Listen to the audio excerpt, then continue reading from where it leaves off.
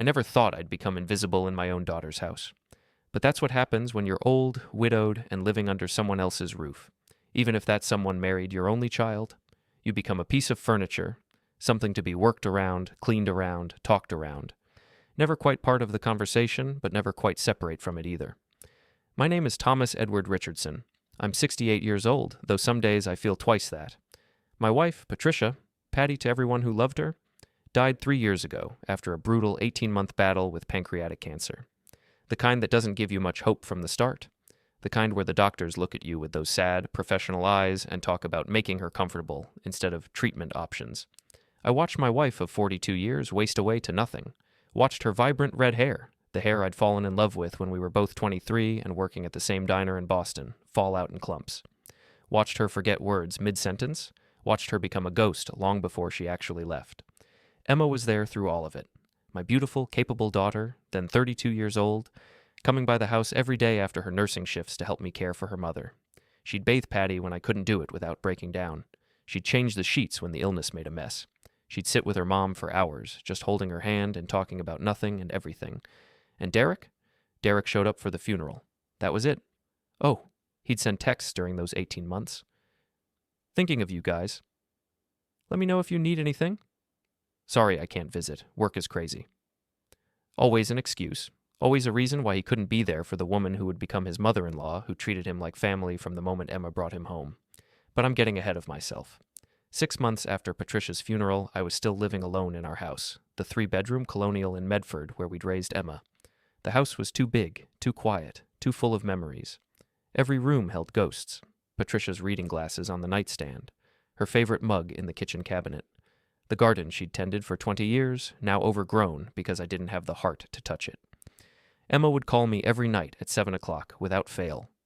Dad, how are you doing? Did you eat today? Do you need me to bring groceries? Always worried, always checking. My daughter, who'd inherited her mother's caretaking nature, who couldn't stand the thought of anyone suffering alone.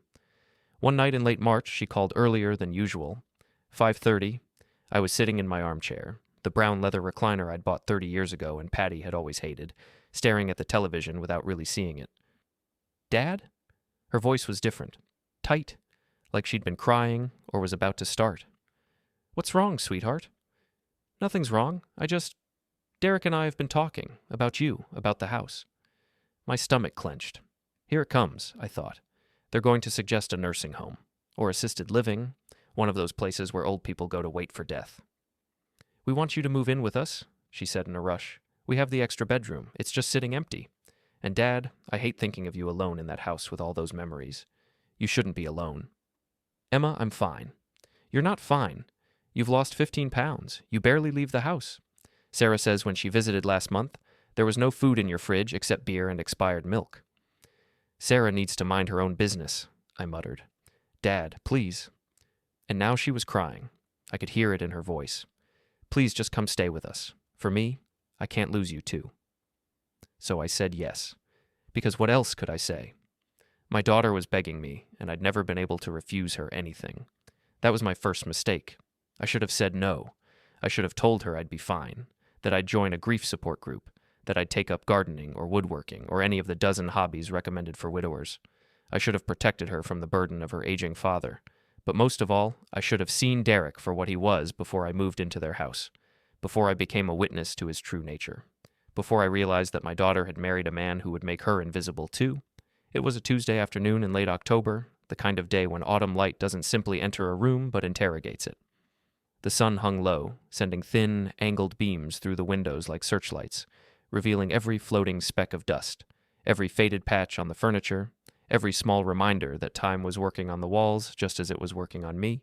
I sat in the armchair by the window, my one relic from the old house, the single piece of my previous life that had survived the move, trying to lose myself in a thick World War II history book.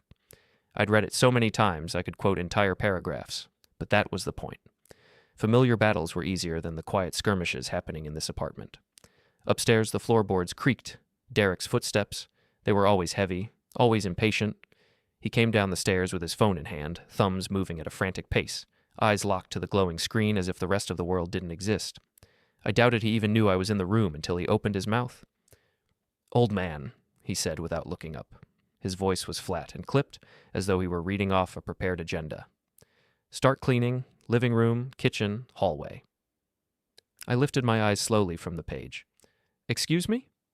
He finally glanced at me, and the look he gave wasn't annoyance or even disrespect. It was something colder, something like a man who'd convinced himself he had authority he'd never earned. You heard me, he said. You live here for free, remember? Someone's got to earn their keep. The sentence hung in the air like cigarette smoke, spreading, clinging to everything. From the kitchen, I heard water running, dishes being stacked. Emma was in there. I knew, without even turning my head, that she heard every word. The apartment was too small for secrets. But she didn't intervene. Of course she didn't. Derek walked to the doorway and leaned against it, casually folding his arms like he'd done this 100 times. I mean, I'm not trying to be a dick, Tom. Really. But let's call it what it is. Emma works full-time, I work full-time, and you just kind of hover. Reading your little books, watching TV, eating the groceries. I buy groceries, I said calmly, and I cook dinners 3 nights a week. Yeah, well, he said, pushing himself off the frame. He moved to the closet, opened it, and pulled out a broom. He tossed it in my direction. It hit the coffee table with a sharp crack, then bounced onto the floor. That's your contribution today. Try not to break anything, yeah? Some of us actually paid for this stuff. Then he walked away, upstairs again, to the room he kept reinventing to suit whatever version of himself he wanted to be that week. It had been Emma's art studio before he dismantled it piece by piece. Then it became a home gym that he used for 2 weeks. Then a gaming bunker. Now it was a crypto consulting headquarters, complete with cables, monitors, and motivational posters he bought on sale. I stared at the broom for a long moment, not moving, letting the silence settle around me. Emma stepped into the doorway, drying her hands on a dish towel. She looked like she wanted to say something else, but instead she arranged her face into something neutral, careful, practiced. Dad, she said quietly, it's okay. I'll help you. Emma, it's fine, she insisted. She smiled, but the smile was only from the lips outward. He's just stressed about work. I studied her for a second, the slight frown she tried to hide, the tension in her shoulders, the exhaustion in her eyes. She was bending herself into shapes to compensate for him. I could have asked her when that started, when she began explaining away his disrespect, when she stopped defending herself, when she accepted this version of her life as normal. But I didn't. I bent down, picked up the broom, and forced my voice steady. I've got it. That night, lying in my small bedroom, the one that smelled faintly of old paint, old wood, and the remnants of someone else's life, I stared at the ceiling for what felt like hours. I could hear Derek's video game commentary through the vents. I could hear Emma laughing politely at something he said. I could hear the dishwasher running. In the middle of all that noise, something shifted inside me. Not a dramatic revelation, not a plan, just a small, quiet decision. The kind a person makes deep inside without fully understanding what it will turn into later. It felt like a key turning in a lock I didn't know existed. Something had to change. I didn't know yet how quickly it would change, or how violently everything would unravel. The next morning, Derek was already operating at a level of smug energy he usually saved for weekends or after a winning streak in whatever online game he played. I was standing in the kitchen, waiting for the coffee maker to finish dripping its steady, comforting stream, when I heard his footsteps thudding down the stairs. He always made too much noise coming down, like a man who wanted to announce his presence before he arrived. He walked in wearing what he called his business casual uniform, though it was nothing more than a fitted polo stretched across his gym-honed chest, a pair of designer jeans that looked intentionally distressed, and sneakers that cost more than my entire monthly pension check. He crossed the kitchen without acknowledging my presence, opened the fridge, and grabbed a chilled protein shake. Only then did he lean back against the counter, arms folded, eyes fixed on me with that faint smirk that made everything feel like a setup. "Sleep okay, old-timer?" he asked, his voice syrupy with manufactured warmth. "Fine, thanks," I replied. "Good, good." He took a slow drink from the bottle, as if he were savoring the moment more than the shake. "Hey, so, been meaning to talk to you about something." I poured my coffee, keeping my movements calm, steady, deliberate. I'd learned long ago that reacting too quickly only encouraged him. "Emma and I have been talking about your situation," he said, dragging the word out. "And we think it might be good for you to start contributing a bit more. Financially, I mean." I turned, mug in hand, and looked at him directly. "I pay $400 a month for rent," I said. "I buy groceries. I pay for my phone, my medications. I'm not freeloading." "Right, yeah, I get that. he said, waving one hand in a loose, dismissive gesture. But that's not really pulling your weight, is it? I mean, this is a prime area. Places around here go for, what, $2,500 a month? You're getting an insane deal. I'm living in a 10 by 10 room, I reminded him, with no closet. Still. A smile crept across his face, one that wasn't friendly, wasn't even neutral. It was the smile of someone who believed they'd cornered you. I think 600 would be more fair, starting next month. My jaw clenched on instinct. I kept my tone level. I'll discuss it with Emma. Oh, already did. His eyebrows lifted, as if that sealed the matter. She agrees completely. He was lying. I knew he was lying. His eyes flickered left for half a second, the same tell he'd had when he was a teenager trying to talk his way out of trouble, and the smile that followed was too wide, too satisfied. But if I called him on it, I'd be the unreasonable one. The dramatic old man.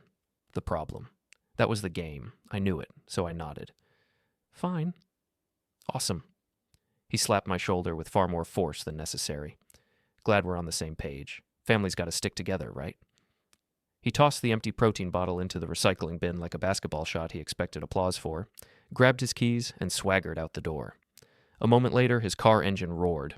He always revved it like he was fleeing a crime scene, and the tires screeched as he sped off. 10 minutes later, Emma came down the stairs. She was already in her scrubs, hair pulled back, eyes tired from another night of too little sleep. She moved through the kitchen with the quiet efficiency of someone who had long ago accepted that rest was a luxury. Morning, Dad, she said, trying to smile as she reached for the coffee pot. Did Derek talk to you? About the rent increase, I answered. Yes. She closed her eyes briefly, and for a moment her shoulders dropped. I'm sorry, she whispered. He insisted. Money's tight right now. Emma, I said, keeping my voice calm, if money's tight, why did he buy a $3,000 gaming chair last week? That's different, she said quickly. That's for his work. He works by playing video games online? Dad, please, she said, rubbing her temples. Not today. I have a double shift. I don't want to start the day fighting. I wanted to say more. I wanted to shake her awake, remind her who she used to be, the confident girl who told me at 19 that she would never let a man talk down to her, the young woman who stood up for patients, for friends, for strangers, the version of her who would have thrown Derek's words back in his face without hesitation. But the Emma standing in front of me looked drained, almost fragile, held together by routine and obligation, so I swallowed what I wanted to say.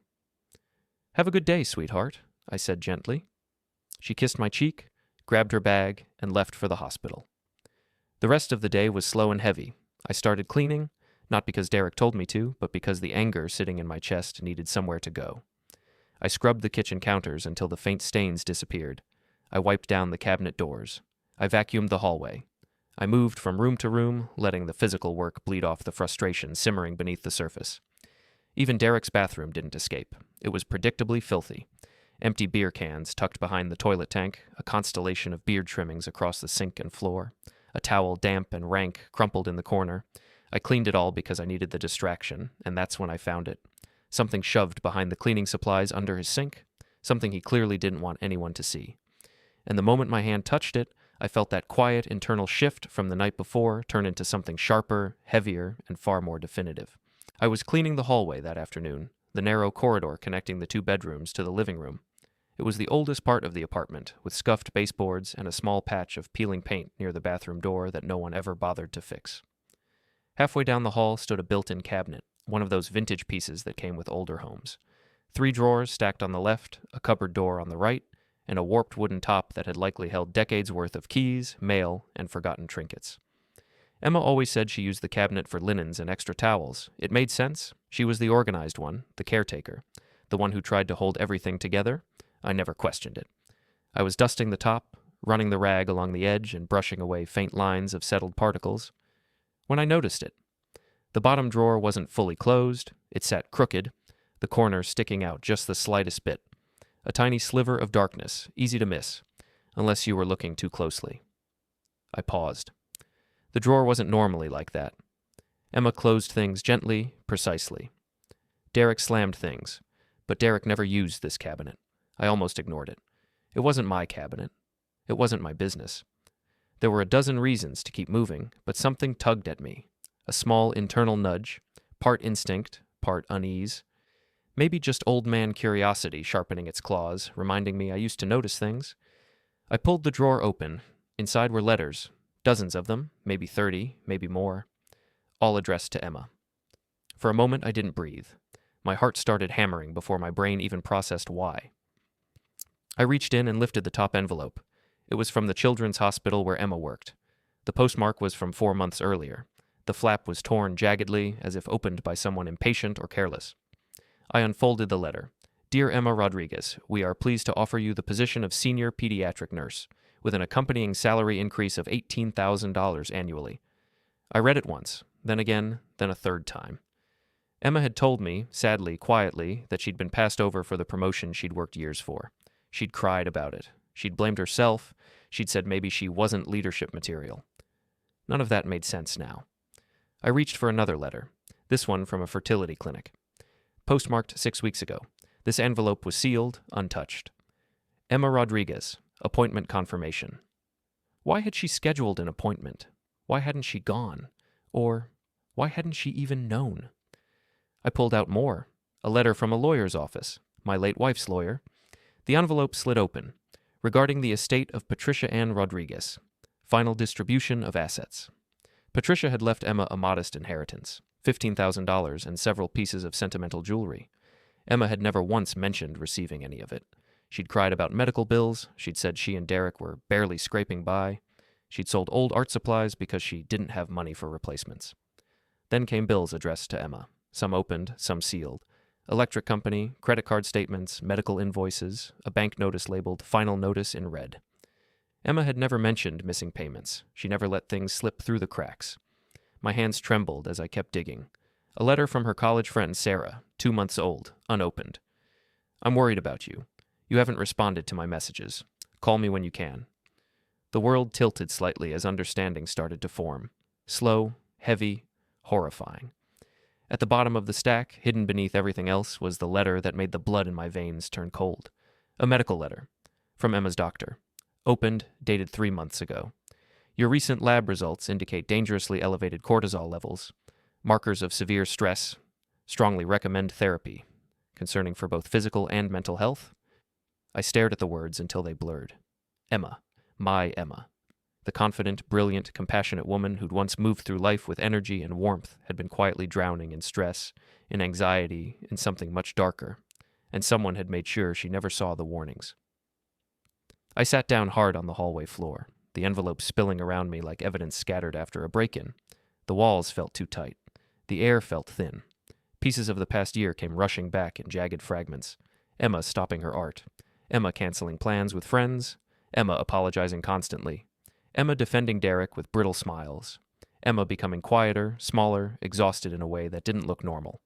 It all aligned now with brutal clarity. Derek had been intercepting her mail, opening it, sorting it, deciding what she was allowed to know, who she was allowed to talk to, what opportunities she was allowed to have. He'd stolen her promotion, her inheritance, her connections, her medical information, her decisions. This wasn't trouble. This wasn't stress. This wasn't a misunderstanding. This was control, coercion, manipulation, isolation. This was abuse. A systemic, calculated campaign to make Emma dependent, insecure, and blind to anything outside his orbit. My breath shook as I reached into my pocket. I pulled out my old flip phone, the one Emma had bought me because I'd refused to learn anything with a touchscreen. The camera was outdated, the button stiff, but it worked. I photographed everything. Each envelope, each date, each letterhead, every page. I photographed them carefully, methodically, the way a man documents a crime scene. Then I gathered all the letters, arranged them in perfect chronological order, and carried them to the dining room. I placed the stack exactly where Emma's dinner plate sat every night. I stood there for a long minute, staring at the pile. Then I sat down in the living room, folded my hands, and waited. For the first time in a long time, I wasn't unsure. I wasn't hesitant. I wasn't afraid of Derek's reaction or Emma's heartbreak. Something had shifted permanently. Tonight, the truth would be on the table. Literally. Emma came home at 7:30, pushing the door open with the tired, dragging motion I'd come to recognize over the past year. She didn't even step in so much as slump forward, her whole body moving like it had been running on fumes since noon. Her scrubs were wrinkled, dotted with tiny stains from a long shift, and her hair, normally neat, had slipped halfway out of its ponytail, curls escaping down her neck and sticking to her skin. Her eyes had that distant, haunted look nurses get after watching a child suffer, the expression that tries to stay strong but can't hide the weight of the day. "Hey, Dad," she murmured, letting her bag slide from her shoulder to the floor with a dull thud. "Is Derek home?" "Not yet." "Okay, I'm gonna shower first, then I'll start dinner." "I already made dinner," I told her gently. "Lasagna, your favorite." She blinked, surprised. Her face softened, and for a moment she looked like the Emma she used to be. The one who painted on weekends, laughed loudly, argued playfully, lived fully. "Dad, you didn't have to." "I wanted to," I said. "Go shower. Take 10 minutes to breathe. Dinner will be ready when you're ready." She stared at me a second longer, as if trying to read something behind my voice, then nodded slowly and headed upstairs, her footsteps heavy but grateful. While she showered, I set the table. 3 plates, 3 sets of silverware, 3 glasses. I laid out the lasagna, the salad, the garlic bread, each dish arranged neatly, as though order could somehow make what was coming easier. Then, in the center of the table, like a centerpiece no one could ignore, I placed the stack of letters. Derek arrived 20 minutes later, the way he always did. Loud first, present second. His voice boomed through the driveway before he even opened the door. "Yeah, man, I'm telling you, the crypto market's about to explode. You get in now, you're golden. Triple guaranteed." He paused, saw me in the kitchen doorway. "Hold on, babe. Just got home. Yeah, I'll call you back." He hung up, shoved the phone in his pocket, and gave me that same smirking, self-satisfied look he always did. "Smells good, old man. Didn't know you had it in you." "Emma's favorite," I said, keeping my voice level. "Cool, cool," he muttered, already heading upstairs without washing his hands.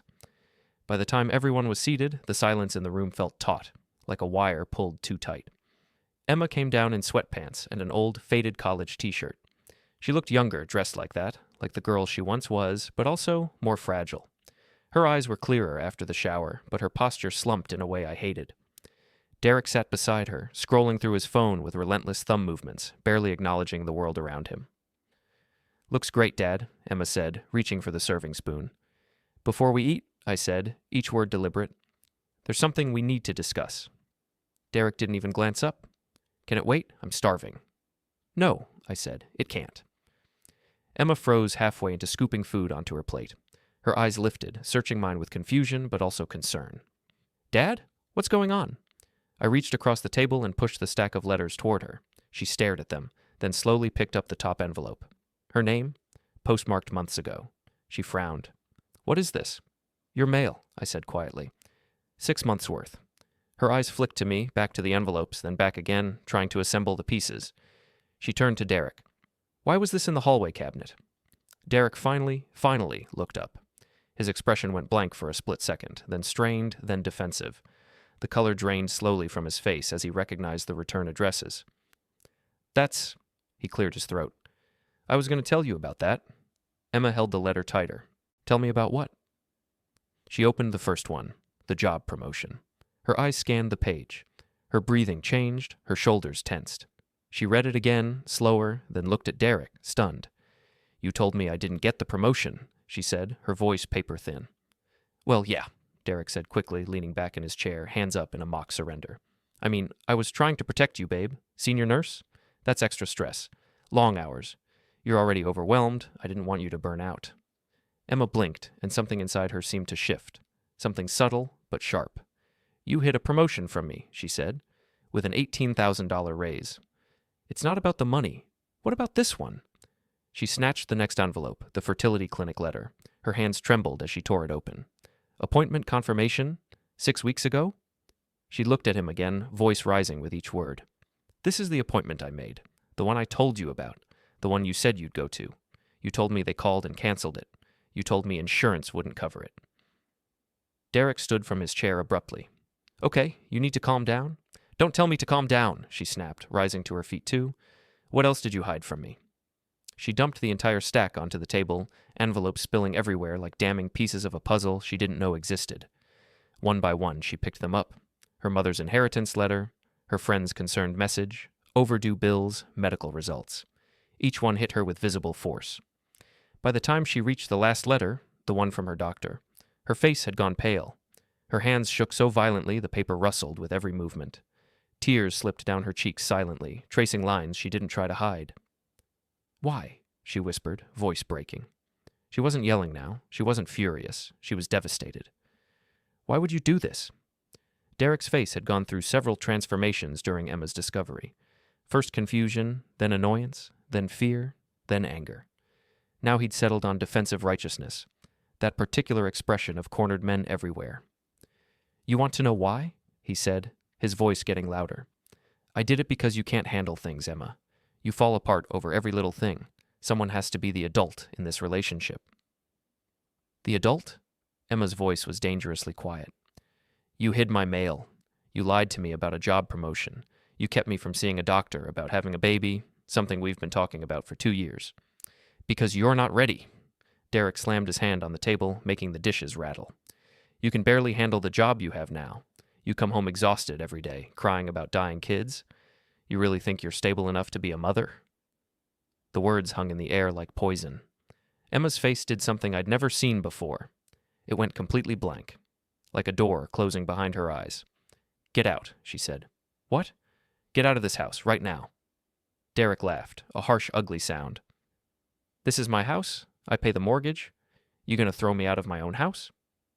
Actually, I said quietly, speaking for the first time since the confrontation began, the house is in Emma's name. Her mother left her the down payment.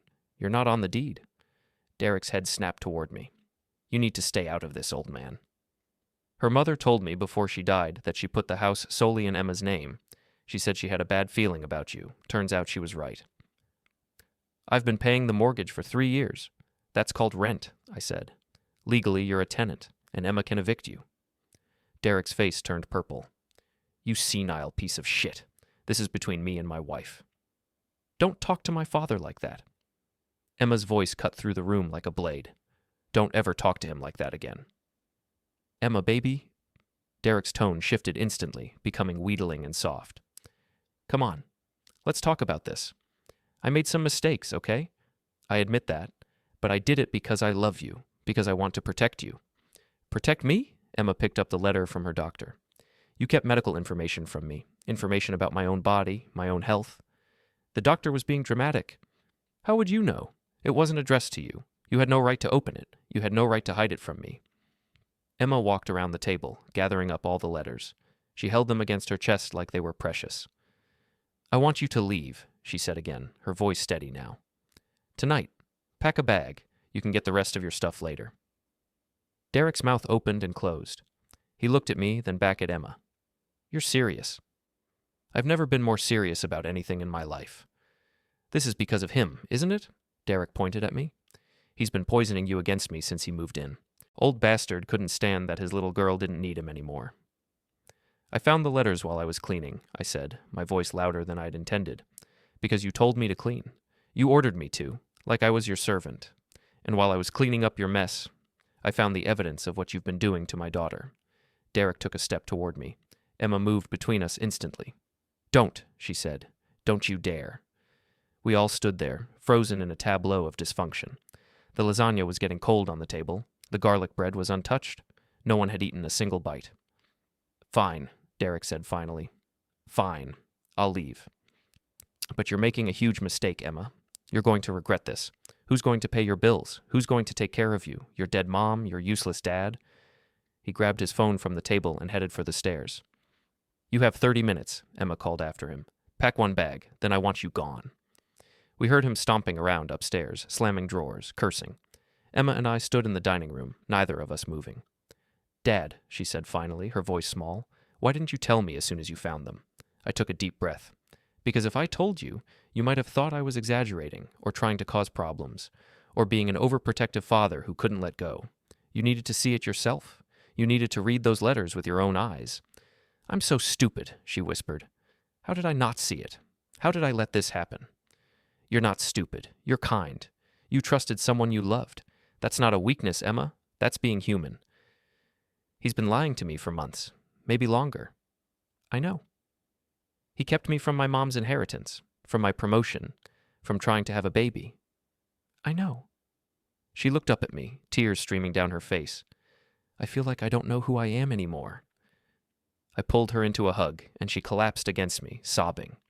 Not the quiet tears from before, but deep, wrenching sobs that seemed to come from somewhere ancient and wounded inside her. Upstairs, Derek was still crashing around. I heard him on the phone, probably calling one of his useless friends to complain about his crazy wife. 28 minutes later, he came down with a duffel bag and his laptop case. He looked at Emma, who had pulled away from me and was now standing with her arms crossed, her face blotchy but resolved. "Last chance," he said. "I walk out that door, we're done." "We were done the moment you decided my mail belonged to you," Emma said. Derek's jaw clenched. He looked at me. "This is your fault." "No," I said. "This is yours." He turned and walked out, slamming the door hard enough to rattle the windows. We heard his car start, heard him peel out of the driveway again, even more aggressively than usual. And then there was silence. Emma and I stood in the dining room, looking at the untouched dinner, the scattered letters, the wreckage of her marriage spread out like a crime scene. "I don't think I can eat," Emma said. "Me neither."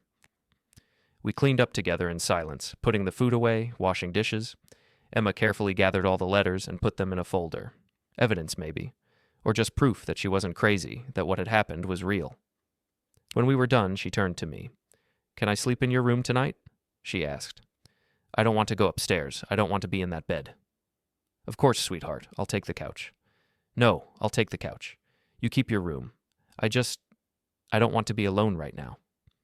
So we set her up on the couch with blankets and pillows, and I sat in my armchair nearby, and we watched old sitcom reruns until she finally fell asleep around midnight.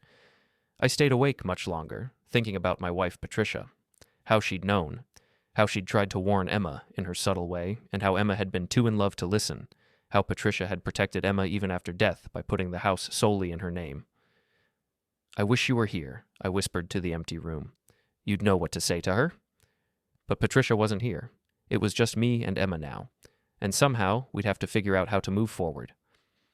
I woke up at dawn to the sound of quiet, uneven breaths. Soft, broken, unmistakably the sound of someone trying not to fall apart. At first, I wasn't sure if I was dreaming. I'd dozed off in the armchair again, my neck stiff, my lower back aching from the cramped position, but the sound persisted. I blinked myself awake and turned toward the living room. Emma was sitting on the couch, knees drawn up, her phone gripped in both hands. The soft glow of the screen illuminated her face, deepening the shadows under her eyes. Her hair was messy from sleep. She must have crashed on the couch after crying herself out the night before. Her shoulders shook. She didn't look up. "What's wrong?" I asked, pushing myself out of the chair with a groan that felt louder than it should have been. Emma didn't respond immediately. She just kept scrolling, slowly, mechanically, like each swipe was another blow. "He's posting about me," she whispered. I moved closer. "Posting what?" She swallowed hard and handed me the phone without looking up. Her thumb kept trembling each time she scrolled. "On Facebook," she said, voice barely above a whisper. "He's telling everyone that I kicked him out for no reason, that I'm unstable, that I'm having some kind of breakdown, that you're manipulating me." A heat flared in my chest. Not just anger, but something sharper, older, protective. Derek had already done enough damage. Now he was trying to ruin her reputation too. "Block him," I said. "I should," she murmured. But she kept scrolling. More comments. Dozens. His friends, acquaintances, drinking buddies. People who barely knew Emma enough to spell her name were chiming in like a chorus of vultures. "Look at this," she said, voice cracking. "They're calling me a bitch, a gold digger, someone saying I lost my mind. Someone else says I'll be back with Derek in a week because no one else would want a woman like me." Her breath hitched. What if he's right? I sat beside her, took the phone from her trembling hands, and set it on the coffee table. "Emma," I said firmly, "those people aren't your friends. They're his enablers, and their opinions mean nothing." She shook her head, wiping tears with the sleeve of her sweatshirt. "But what if he's right? What if I'm having a breakdown? What if I overreacted? What if—" "Stop." I put a hand on her shoulder. "Look at me." She forced herself to meet my eyes. Her face was swollen from crying, lashes stuck together, cheeks blotchy. "Emma," I said, enunciating each word with calm certainty, "he hid your mail. He intercepted information about your job, your health, and your mother's estate. He isolated you from your friends. He made you question your own memory, your own instincts. That's not love, it's abuse." She stared at me with a childlike confusion, as if hearing the word abuse for the first time in her life. "But he never hit me," she whispered. "Abuse doesn't have to leave bruises to be real," I said. "Some of the worst abuse leaves no visible scars at all." Something in her expression shifted, subtle but significant. A recognition, maybe, or grief for wasted time. "Mom tried to warn me, didn't she?" she said softly. "She did," I admitted. "But you were happy. Or you looked happy. And she didn't want to push you away with criticism. She asked questions. She tried to nudge you." "I remember," Emma said. "She asked me once if I still felt like myself when I was with him. I didn't understand what she meant." "Do you understand now?" I asked gently. Emma nodded slowly. "I stopped painting after we got married. I said I didn't have time. But the truth is, Derek told me it was childish, a waste of energy, that I should focus on work, on being practical. And I believed him. I actually believed that something I loved, that made me me, was stupid. It wasn't stupid, I said. It mattered. You matter." She leaned her head against my shoulder, defeated. "What do I do now, Dad?" "Now," I said. "You rest. You heal. And when you're ready, you rebuild your life. A life that belongs to you, not one someone else constructed to control you."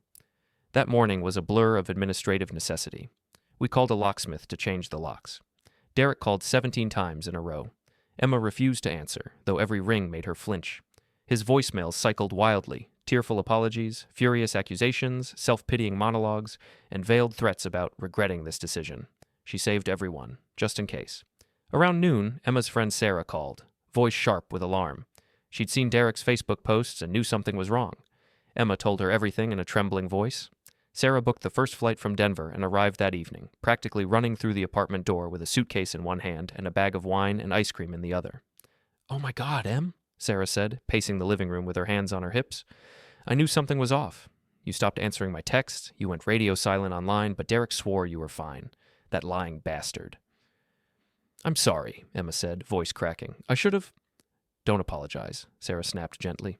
"You didn't do anything wrong. He did. And if he shows his face around here, I swear, I will personally rearrange his bones." Sarah was 5 feet tall on a good day, barely over 100 pounds, but something about the look in her eyes told me she meant every word. Over the next few days, the full picture came into view. Bit by bit, Emma revealed small details she hadn't realized were red flags at the time, each one clicking into place with horrifying clarity. Derek had monitored her bank account, questioning every small purchase. He'd installed a tracking app on her phone. He'd convinced her to give up weekly calls with her aunt because they were a waste of emotional energy. He'd made her feel guilty for spending time with friends. He'd framed every decision as what's best for us, while stripping away her autonomy. One evening, over Chinese takeout, Emma stared at her plate and whispered, "I feel so stupid.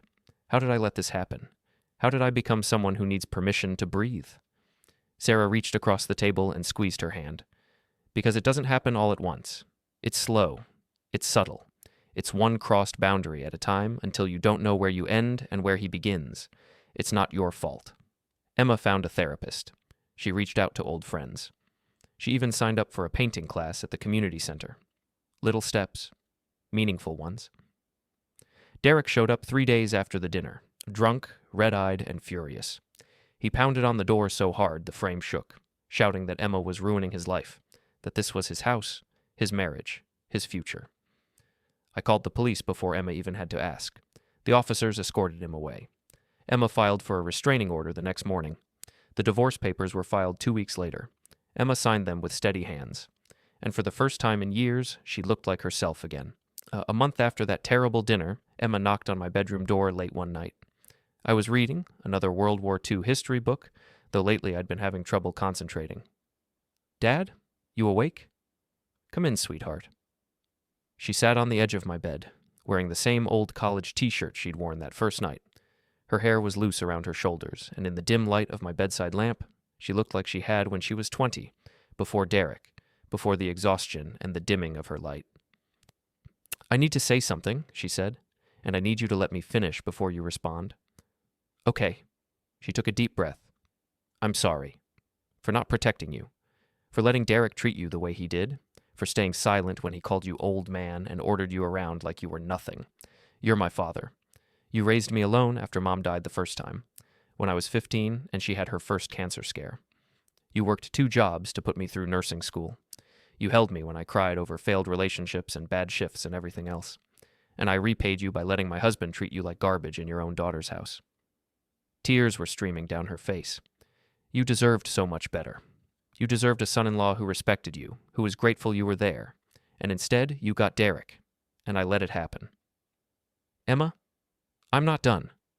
She wiped her eyes. When you found those letters, you could have confronted me privately. You could have made it easier on me, but you didn't. You put them on the table where I'd have to see them, where there'd be no way to make excuses or rationalize. And I was so angry at you that night. I was furious. But you were right. If you told me alone, I might have convinced myself it wasn't that bad. I might have found a way to explain it away. I needed to see it all at once. I needed to watch Derek try to justify the unjustifiable. I was worried I'd pushed too hard, I admitted. I was worried I'd lose you. You couldn't lose me, Dad. Even when I was at my most lost, you were still my North Star. I just couldn't see it because Derek had me turned around. She reached out and took my hand. Thank you for being brave enough to show me the truth. Thank you for loving me enough to risk our relationship to save me from mine. Thank you for cleaning when Derek told you to, even though it was demeaning, because if you hadn't, I might still be living in that prison. I'd do anything for you, I said. You know that. I do, and that's what I'm apologizing for. You shouldn't have to do anything. You shouldn't have to earn your place in my life. You're my father. That should be enough. We sat there in the quiet of my small room, holding hands, and I thought about all the ways love can manifest. The loud, flashy kind that Derek had performed in the beginning, expensive dinners and grand gestures and declarations that meant nothing, and the quiet kind, the daily kind, the kind that shows up and cleans the house and finds the hidden letters and stays in the uncomfortable armchair all night to make sure your daughter doesn't wake up alone. I'm proud of you, I said finally, for leaving, for fighting back, for choosing yourself. I'm proud of me too, Emma said. For the first time in a long time, I'm proud of myself. Derek didn't go quietly. Over the next 3 months, he tried everything. He showed up at Emma's hospital, causing such a scene that security had to escort him out. He drained their joint account. Emma had to fight with the bank to get half of it back. He contested the divorce, claiming she owed him spousal support. He even tried to contest Patricia's will, saying he was entitled to half of the inheritance as Emma's husband. Every legal challenge failed. Emma's lawyer was thorough, and the evidence from the hidden letters painted a clear picture of financial manipulation and control. Derek's friends on social media gradually stopped defending him as more details emerged. His own mother called Emma to apologize, saying she'd always known her son had issues, but had hoped marriage would fix him. That's not how people work, Emma told me after that phone call. You can't love someone into being better. They have to want to change. By month 4, Derek had moved to another city, some coding job he'd secured through one of his cryptocurrency contacts. He sent Emma one final text. You're going to regret this. You'll realize what you lost, and it'll be too late. Emma blocked his number and didn't respond. On the day the divorce was finalized, Sarah flew back to town, and we had a small celebration. Just the 3 of us, with champagne and the lasagna I'd made that terrible night, Emma's request. To new beginnings, Sarah said, raising her glass. To freedom, Emma added. To family, I said. The ones we're born with, and the ones we choose. Okay, we clinked glasses and drank, and this time we all ate every bite. Emma started dating again, slowly, nothing serious. Just coffee dates with kind men who respected when she said she needed to take things slow. She sold one of her paintings at a local art show, a vivid abstract piece she'd titled Emergence. She got the promotion at work, though by then there was an even better position available, and she took that instead. Sarah moved to town permanently, starting a graphic design business and renting an apartment 3 blocks away. She and Emma had dinner twice a week, and I joined them often. I started going to a senior center for activities a few times a week. I joined a book club. I even went on a date with a woman named Margaret, who'd lost her husband around the same time I'd lost Patricia. It didn't turn into anything romantic, but we became good friends. The house felt different, lighter. Emma painted the walls bright colors. She turned Derek's old office back into her art studio. She threw parties with her work friends. She laughed more. She sang in the shower. She was becoming herself again, or maybe becoming herself for the first time. One evening, we were sitting on the back porch, watching the sunset. Emma was sketching in a notebook, and I was reading, not a war history this time, but a mystery novel Emma had recommended. Dad? She said suddenly. Thank you for staying. After everything. I know it was hard. I know Derek made it awful. But if you hadn't been here... I'll always be here, I said. As long as you want me. Forever then, she smiled. Or at least until you get sick of me. Not possible. She went back to sketching, and I went back to reading, and the sun continued its slow descent behind the trees.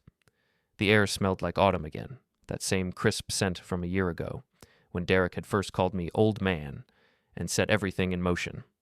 I thought about that moment often, how a single act of disrespect had led to a cleaning that revealed the truth, how sometimes the worst moments are actually the beginning of the best ones.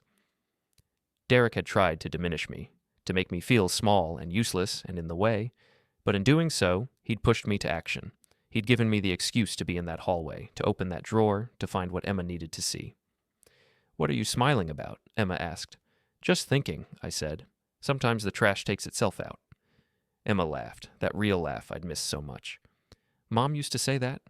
"I know. She was usually right about these things." "She'd like knowing you're still here, still taking care of me." "She'd like knowing you're taking care of yourself," I corrected. Emma considered this, then nodded. "Yeah, she would." The sun dipped below the horizon, painting the sky in shades of orange and pink and purple. Emma kept sketching, I kept reading. And in the comfortable silence of people who don't need to fill every moment with words, we stayed there until the stars came out. Somewhere across town, Derek was probably still telling people he was the victim, still convincing himself that he'd done nothing wrong, still looking for someone new to control. But that wasn't our problem anymore. Emma was free, I was respected, and our small family, battered but not broken, was finally at peace. The dinner no one touched had become the meal that saved us all. And sometimes, late at night when I couldn't sleep, I'd go to the kitchen and stand in the spot where it had all unfolded. I'd remember Derek's face when he saw those letters, Emma's tears, the sound of the door slamming, and I'd smile. Because cleaning, as it turned out, wasn't just about dusting and vacuuming. Sometimes cleaning meant clearing out the rot, exposing what was hidden, making space for something better to grow. Derek had told me to clean as an insult, a way to remind me of my place. Instead, I'd cleaned away the biggest mess of all, him, and in the end, that made all the difference.